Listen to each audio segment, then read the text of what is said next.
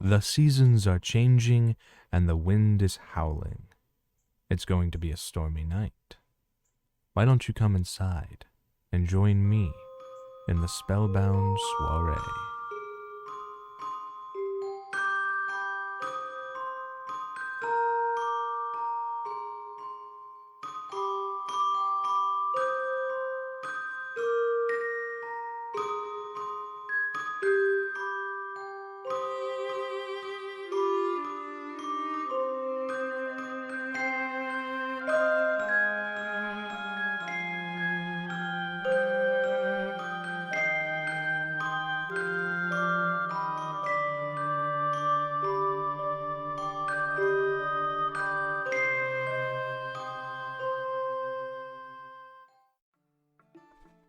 Welcome, listeners. It's been a week since our inaugural episode, and I have the latest scoop for you about what's going on in our little community.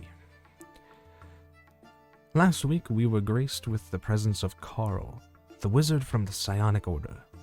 We have since learned that the reason for Carl's visit is that our home, the Enclave, is apparently ripe with etheric energy. That energy, according to Carl, can often attract great numbers of psionic monsters. And also, according to him, we should be at greater risk because of the dense ether in this area. You see, listeners, these monsters are born from pure ether, and this is found in nature all around us. But when that ether is coalesced into a more dense form, it can become a delicacy to many creatures of this world. So while to us, our home may seem to be a veritable oasis with the blooming flora and fauna of this region, the reality is that to these monsters and other creatures, it's an incredible bounty, a feast of divine measure. I do wonder what else this dense ether can cause over long term. And did Magnus know about this when he led us here all those years ago? Was this his reason? Either way, I'm getting ahead of myself. Carl has informed us that he was following the tracks, so to speak, of an aboleth when he came across our home. I say so to speak because for those of you unaware, these creatures are not super cool, but an aboleth is a giant eel-like amphibian monstrosity.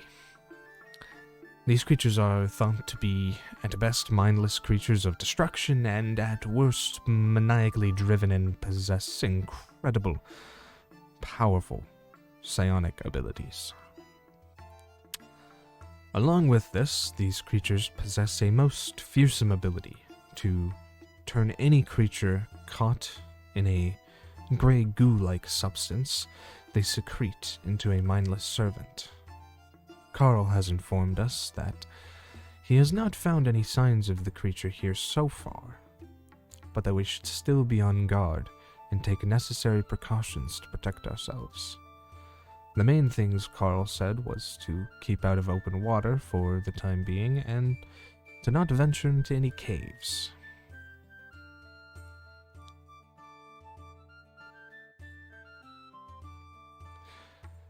The cult of Magnus, the group that leads the worship of the hero and founder of what is now called the Eldritch Enclave. Though the council handles most of the issues, the cult of Magnus is also the de facto protectors and leaders of the Enclave. You wouldn't be incorrect in thinking that the council is an extension of the cult. Either way, they have announced that it's election season, and they are going to elect a new Archsage of their cult. This comes as a great relief to us all in the wake of the untimely death of the previous Archsage. I know we were all worried that this might have spelled the end of the Enclave. Vala, the High Priestess of the cult, has also stated that prior to this election, they have unanimously agreed to hunt down and avenge the previous Archsage, Hangir. They haven't fully disclosed the events that led to his death. We do know that they found him after 9 days and 9 nights in the woods, dead, seemingly by hanging. Odd thing was that they were sure they had checked the area previously, but found no signs of Hangir in that area. But what I find strange about the scene they've described is that he was impaled with a spear before hanging. While the cult has been conducting an investigation to find exactly what has happened, I think they suspect the Etherians had some hand in this. While that's been going on, those within the Athenaeum have been doing a different sort of investigation, attempting to divulge whether spiritual significance there may be in his death. Prior to his death, Hangir was notably researching some more esoteric texts from the cult of Yagnia. I don't think I need to remind you, listeners, of who the cult of Yagnia is, but we will get to them later, as I have some news about them as well.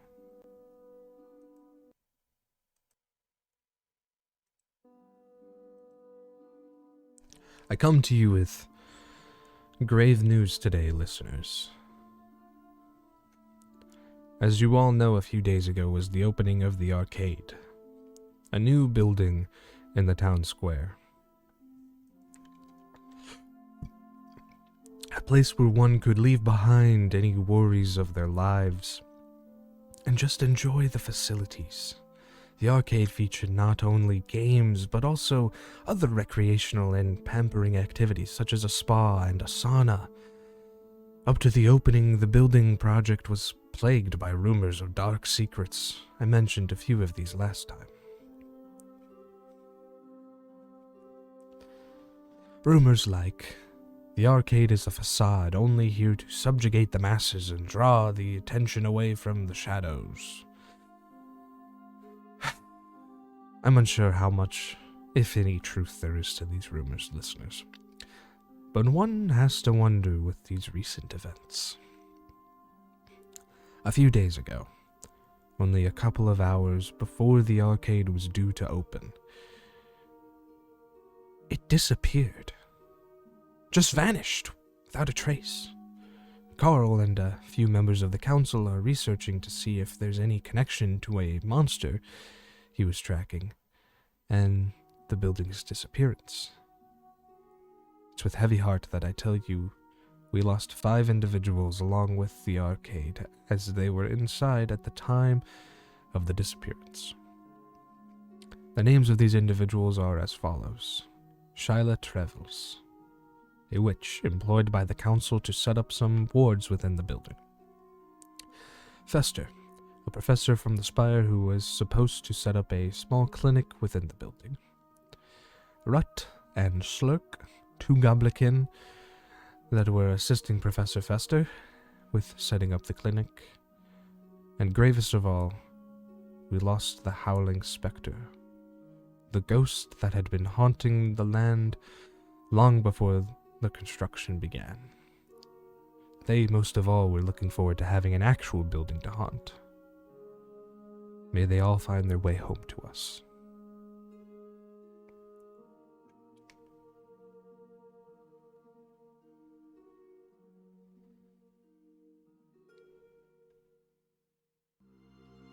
Potentially connected, earlier today, old woman Maeve informed us that she had made a discovery in her home.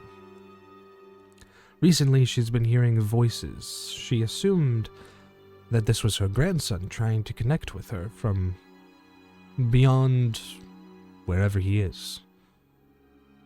Probably through some etheric means, or so she assumed. These voices, according to Maeve, get stronger as she gets closer to the basement. Once she was within the basement of her home, the voices then started to chant, "Dig, dig, dig, dig, dig, dig." So she got digging. And she's been digging since this occurred. Today, though, she hit an opening. Maeve is certain that this opening is going to lead to the underworld and help her grandson get home. Maeve is calling all adventurous types to build a party and venture into the opening in her home. She also mentioned lemonade and cookies, if that sweetens the deal for anyone. In other news, the council has approved a new task force. Their first order of business, once they have sufficient members, is to aid the Psionic Order, specifically Carl, with the monstrous threat we all face. In order to cut some costs, though, the task force will be instated as a guild within the Enclave, going by the name the Hammer of the Elder Ones. Because, and I believe I have something here, and I quote, "The name is of no importance, only a formality. I swear we are not a cult." With the creation of this new guild, some have taken to calling the Hammer, or Theo, I think. Nope.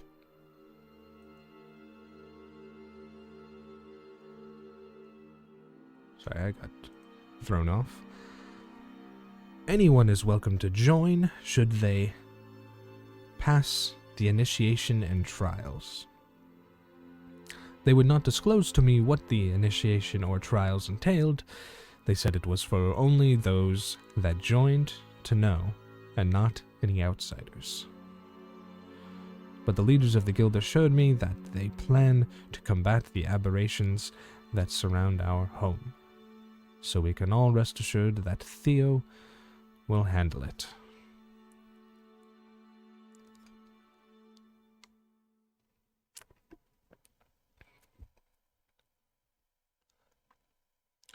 Our town's beloved wildman Vidkun has been missing, as we're all aware and devastated by. Though this devastation hasn't stopped a lone lunatic from moving into his empty home in those solitary woods on that solitary hill. This deviant will be brought to justice, I assure you, dear listeners. I've informed Theo that this individual, I suspect, may be a fledgling of one of those aberrations that have taken residence in the nearby mountains. You just look at it, you can see the dark energy swirling about. But I digress. The individual taking residence in Vidkun's old home was reported as being incredibly hairy, lanky, with a hunch in his back. When he turned around for a second, the informant claimed he had bloodshot, bright purple eyes. Any concerned citizens are advised to stay clear of the old tower and report any strange goings-ons to Theo.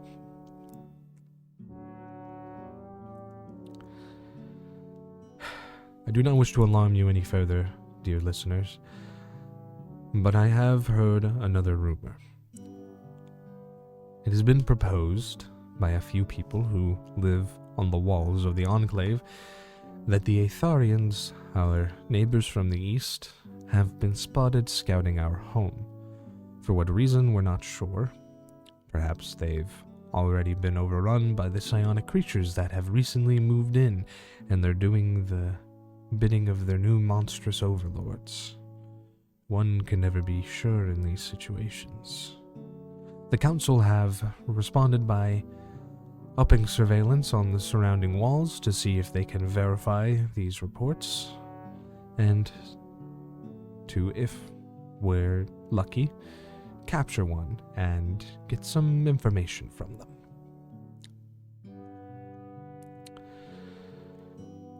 One local girl has a solution of her own to these recent events.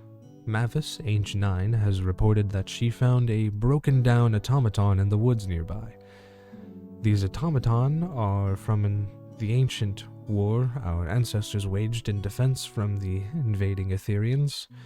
Mavis, who is the daughter of the local blacksmith, thinks she could get the automaton working again and programmed to protect our home for any potential threats.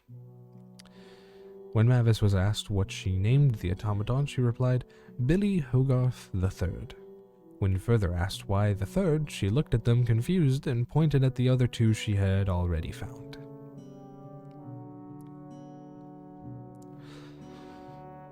The local alchemist, Gruntilda, has been researching the local flora and has come to a startling conclusion. The trees, and indeed all the flora around us, are alive, and they are screaming. We don't know at this time if they are screaming in pain or out of fear. Gruntilda has claimed she sought the council's aid in this recent development, but was declined. When I reached out to her, she had this to say: "I will get to the bottom of this, no matter what. I don't care if the council helps or not." Best of luck to Gruntilda in this startling development. If any of you listeners wish to help her, you may reach her by shouting out your window when she walks by.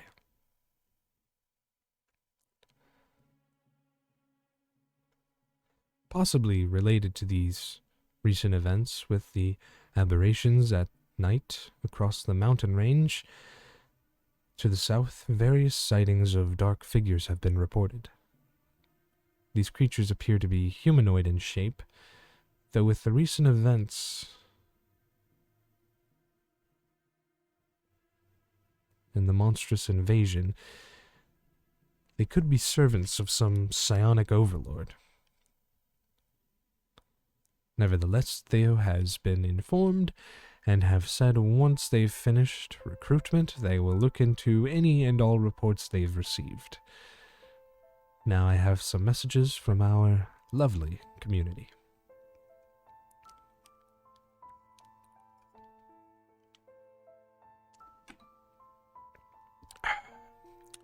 The council would like me to inform you that the spire is now completely safe.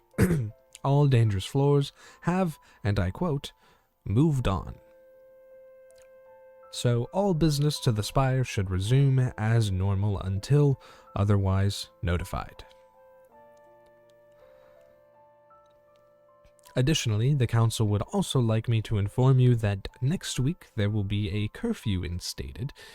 They have said this is due to the recent activity with the aberrations, as well as the startling news or rumors about Aetharians potentially spying on us. A few have asked the council if they suspect the Aetharians are planning another war against us, but they made no comment. The cult of Magnus has notified me that next week will be Magnus's birthday. They hope we will all leave out offerings of treats and pets to their canine mascot. They would also like me to inform any of you who are unaware that, while Magnus is the name of the god they and all worship, as he is our founder and savior, that name also belongs to the adorable pooch the cult has recently adopted. They did not name him Magnus. That was the name that he beamed into their minds when they found him. Perhaps this dog was sent by the god, but who knows?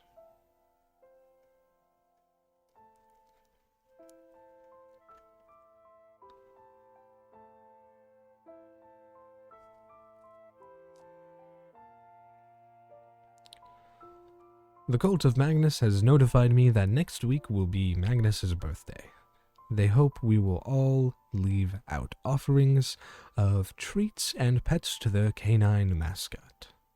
They would also like me to inform any of you who are unaware that while Magnus is the name of the god they and most of us worship as he is our founder and savior, that name also belongs to the adorable pooch the cult recently adopted. They did not name him Magnus. That was the name beamed into their minds when they found him. Perhaps this dog was sent by the god, but who knows?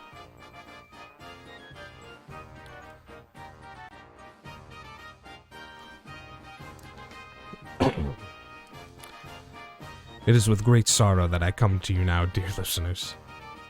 We have just received word that Maeve, the woman on woman keen on entering the underworld to get her grandson back was disappeared.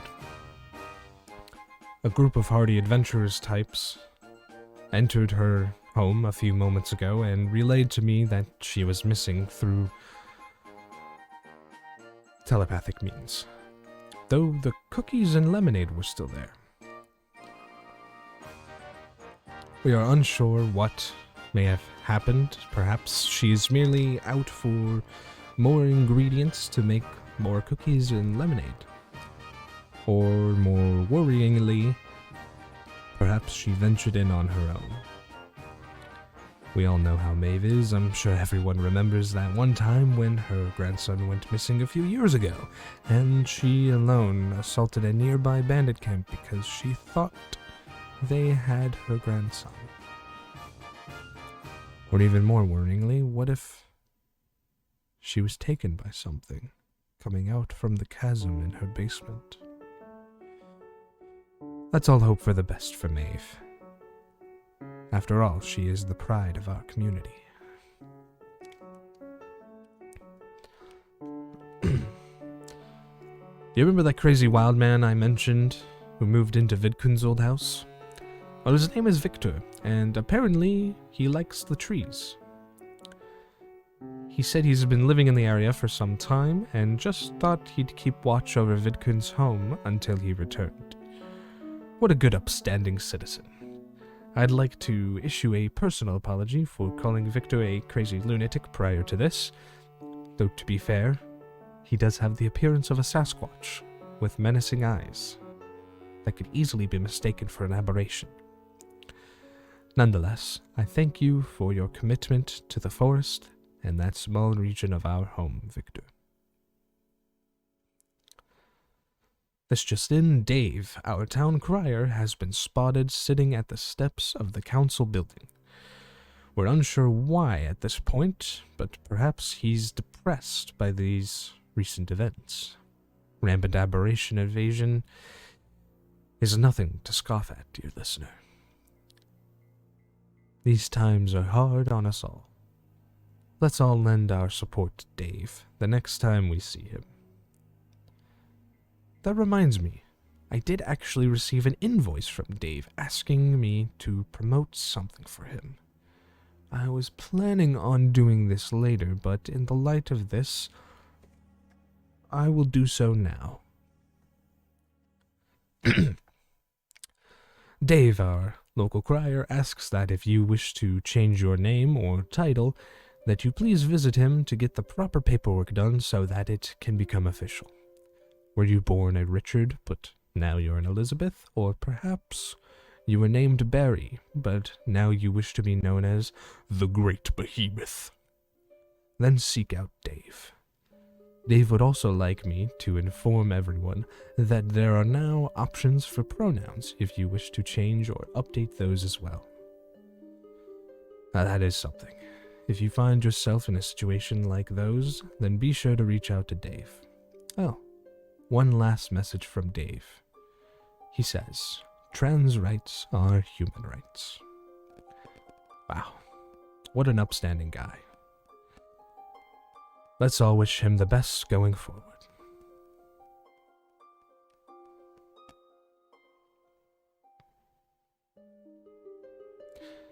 To combat the recent power outages due to the aberrations attacking our home, the council has begun implementing a new lighting system in order to combat the monstrous attempts to plunge us into darkness. The power system is implemented through a revamp of our old power station with the use of Aethar crystals collected from and formed in the clouds above. These crystals are then powered through workers at the stations with the use of their aether.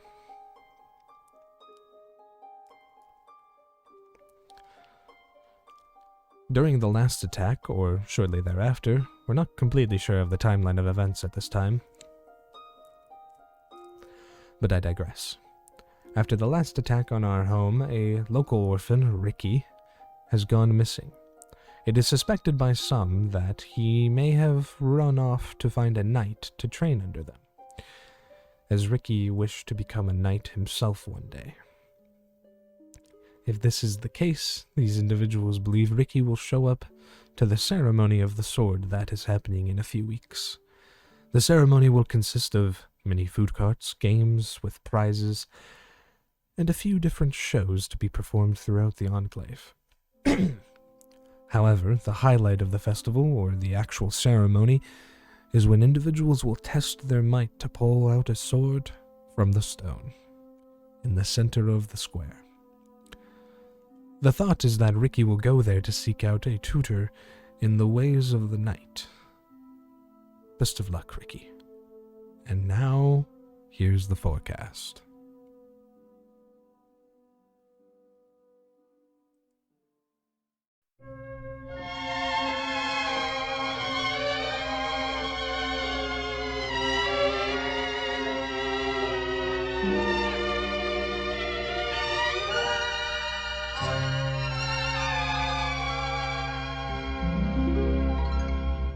The bird with feathers of blue is waiting for you back in your own backyard. You'll see your castle in Spain through your window pane, back in your own backyard. Oh, you can go to the east, go to the west, someday you'll come, weary at heart, back where you started from. You'll find your happiness lies right under your eyes, back in your own backyard.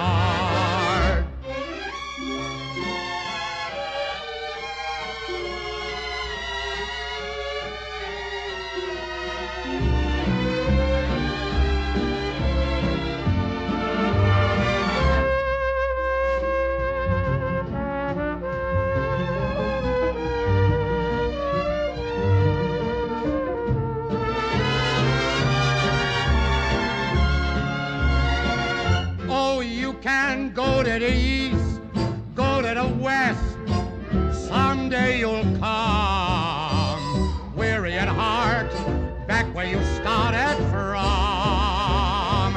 You'll find your happiness lies right under your eyes, back in your own backyard.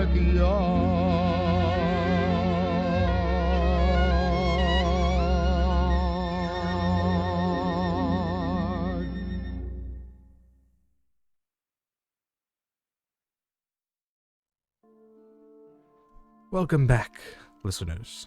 It has come to my attention that Maeve, the woman who disappeared earlier, is believed to have been found. She seems to have fallen into the underworld, according to the adventurers that were on the scene and discovered her missing from her home earlier today. They claim to have ventured into the chasm a bit just to check out the local area when they stumbled upon the crumpled body of Maeve. She has since been returned to her home and is recovering nicely. The adventurers have said they will prepare and then re-enter the underworld in an attempt to retrieve Maeve's grandson, though they're unsure of where he may be, as they have no leads. So they said they may wait for Maeve to regain consciousness and ask her what she wants them to do. Hopefully Maeve makes a quick recovery.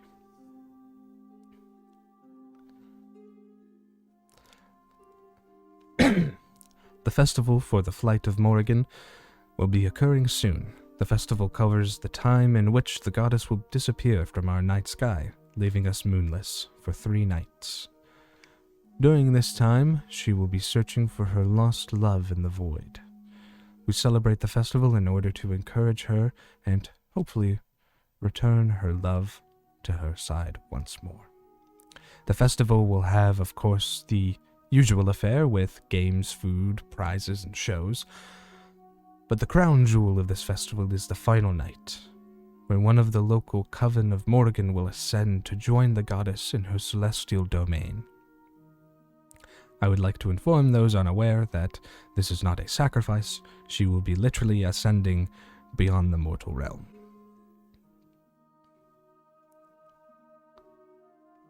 In other news, the council has announced that earlier this week we received some visitors. The council has yet to acknowledge who these visitors were, or if they're in fact still among us. Some have posited the theory that perhaps these visitors were the dwarves from the local forest seeking refuge from the aberrations, but wish to remain hidden from the population at large. It is possible, but someone else suggested that the whole idea of visitors was implanted in our minds by an aberration to break us down and have us revolt or something. I'm personally unsure of what to make from these events, listeners. Perhaps there were some visitors, or perhaps there never any visitors, but each time someone asked a council member about them, they've confirmed the visitors did indeed come, but nothing more. If there are any of the local forest dwarves listening and they wish to chime in, you know where to find me.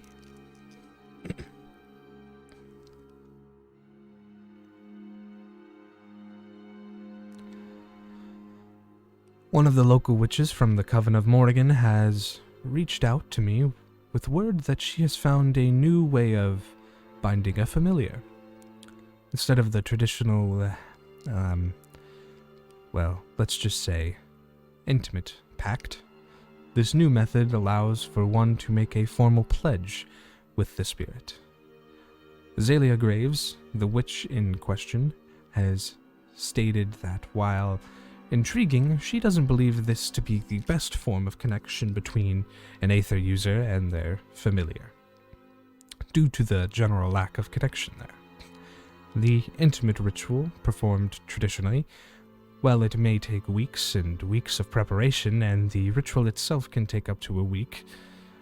According to Azalea, it is still the best outcome for familiar binding, and offers the strongest connection.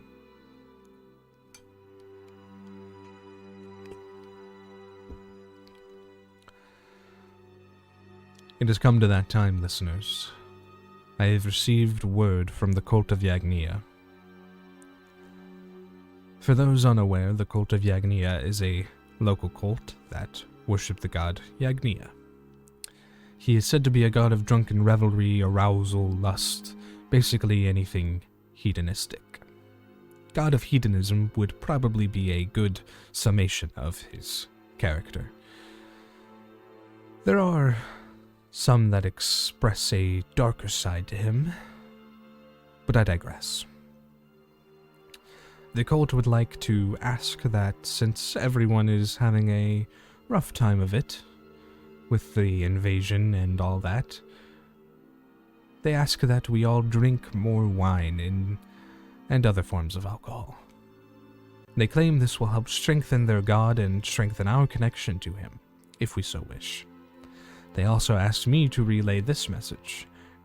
Anyone who wishes to join their cult or wishes to engage in a new form of Aether control should come to meet us, or well, rather them, in the abandoned home in the Southern District. You know, that home in the middle of the mysterious woods with the wall that... within the wall. Sorry. Their scribblings are sometimes hard to read. The one where there's always some weird fog rolling in across the floor. If this sounds like you, then perhaps you should seek them out. A word of warning, though, dear listeners. The trials for the induction into the cult are not for the faint of heart. And now, for some messages from our patrons.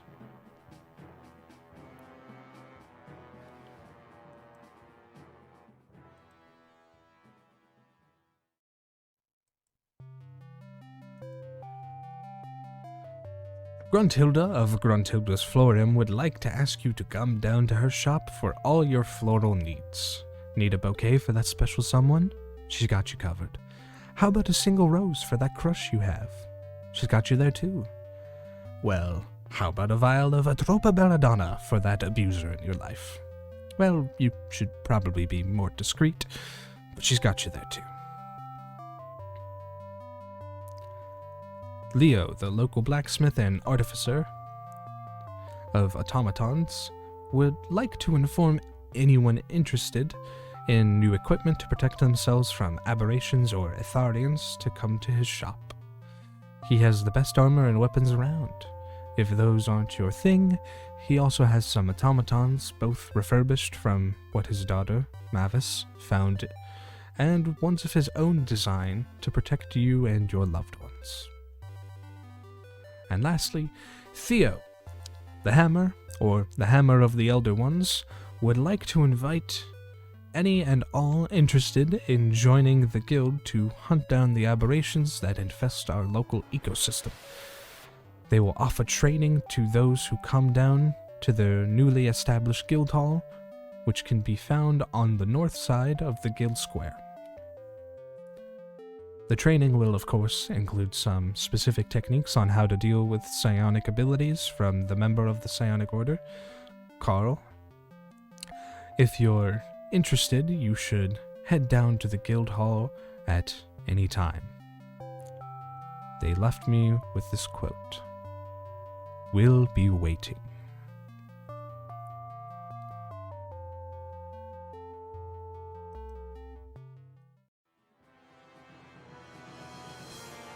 Now that that's done, let's get into some stories from abroad, why don't we? What is going on outside our neck of the woods? Well, there are reports of a forest in the northern region, one that was brimming with aether, meaning there are a lot of witches or sorcerers or other aether users in that area. The forest in question, the locals refer to it as Hyderglade, and it has supposedly gone missing, along with all of its inhabitants. Not much is known why or how this could have happened. Reportedly, one of the Aetheric Orders has dispatched representatives to the nearby town of Lodbrokheim. If you remember last time, listener, I mentioned various sightings of blurry figures in that area. Perhaps they have something to do with this disappearance? Maybe these figures are actually aberrations that seek out strong aetheric energy and consume it? We won't know until we receive a report from that area. I have been informed that the Imperium to the south has a population of satyrs and it's on the rise. Supposedly, they're becoming a public nuisance, drunkenly wandering the streets and engaging in sexual acts in the broad daylight with anyone willing. Some say that these actions in satyrs are indicative of two things. Either they're mourning from a great loss and they're drowning their sorrows with alcohol and other pleasures, or they're in mating season. This would be out of the traditional mating season for satyrs, though, so most seem to suspect they're mourning for some reason. I have not been informed of any attempts to talk to the satyrs at this time.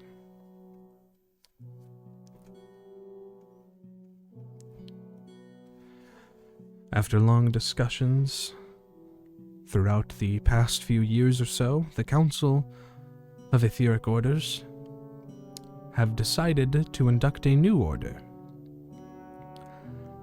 The southernmost order of Aetheric users, the Order of the Slingers.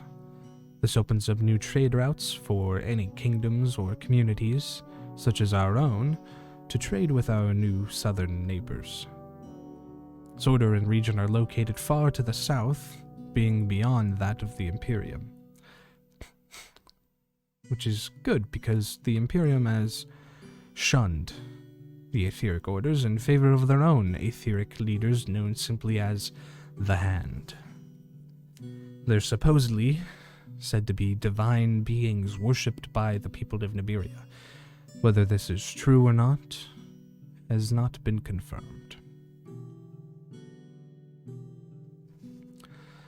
But that is all I have for you today, dear listeners. I would like to thank you for joining me in the Spellbound Soiree today, my dear listeners. As always, I hope you've enjoyed our time together, and I hope you've learned something new about what's going on in our little community, and those beyond. Remember, we can get through this together. Good night, and sleep well, my friends. The Spellbound Soiree is brought to you on the Eldritch Enclave Radio.